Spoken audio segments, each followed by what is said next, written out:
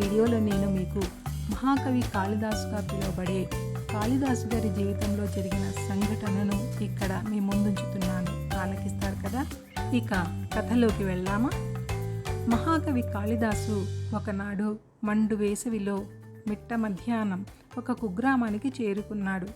దాహం వేయడంతో కాళిదాసు ఓ గుడిసె దగ్గరకు వెళ్ళి, దాహంగా ఉంది, నీళ్లు ఇవ్వండి అని అడుగుతాడు.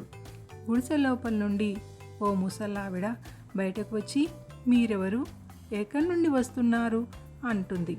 కాళిదాసు, నేను ఎవరో తెలియకపోవడం ఏమిటి, నేను ఓ పెద్ద పండితుడను, ఎవరిని అడిగినా చెబుతారు అని అంటాడు.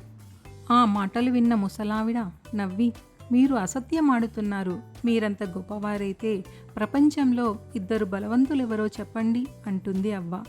కాళిదాసు కాసేపు ఆలోచించి, నాకు తెలియదు, గొంతు ఎండిపోతుంది, ముందు నీళ్ళివ్వండి అని బతిమాలుకుంటాడు.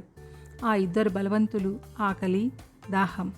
ఇప్పుడు చెప్పండి, మీరు ఎవరు అని మళ్ళీ అడుగుతుంది ముసలావిడ. ఈసారి కాళిదాసు, నేను బాటసారిని అంటాడు.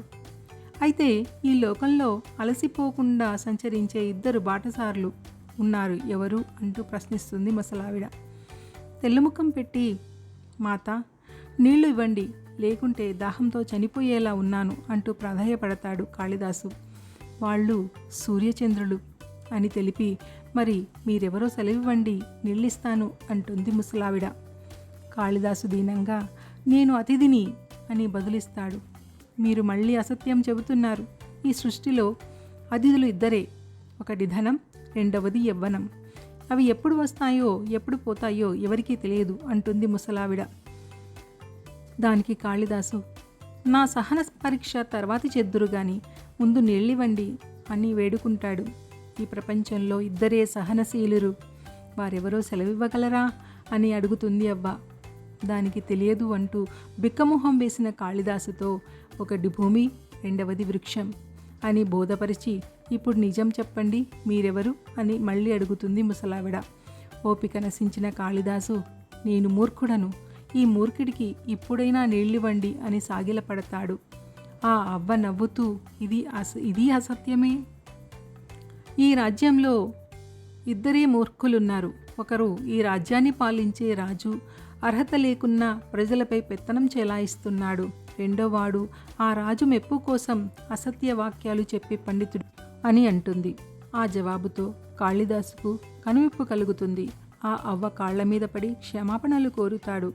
ఆ అవ్వ సరస్వతీదేవిగా సాక్షాత్కరించింది. నాయనా, విద్యతో వినయం వృద్ధి చెందాలి, అహంకారం కాదు. కీర్తి ప్రతిష్టల మాయలో పడిపోయిన నీ బుద్ధిని సరిచేయటానికి ఈ పరీక్ష అని మంచినీరు అందించి దాహం తీరుస్తుంది. విద్య, అధికారం, ధనబలముతో మనిషికి అహంకారం పెరగకుండా చూసుకోవాలి. చూసారుగా పిల్లలు, విన్నారుగా పిల్లలు. విద్య వినయాన్ని అణకువను తెచ్చిపెట్టాలి, కానీ అహంకారాన్ని, గర్వాన్ని కాదు అని మనకు ఈ కథ వివరిస్తుంది. చూసారుగా. మీకు ఈ వీడియో నచ్చినట్లయితే లైక్ చేయండి. మీ ఒక్క లైక్ మాకు ఎంతో ప్రోత్సాహాన్ని ఇస్తుంది. ఇలాంటి మరిన్ని వీడియోలు పొందాలంటే ఈ ఛానల్ను సబ్స్క్రైబ్ చేసుకొని పక్కన ఉన్న బెల్ ఐకాన్ను కూడా క్లిక్ చేయండి. పోస్ట్ చేసిన ప్రతి వీడియో మీకు అందుతుంది. మీకు ఏదైనా సందేహం ఉంటే కామెంట్ సెక్షన్లో అడగండి. వీలైనంత వరకు సమాధానాలు ఇవ్వడానికి ప్రయత్నిస్తాను. ధన్యవాదాలు.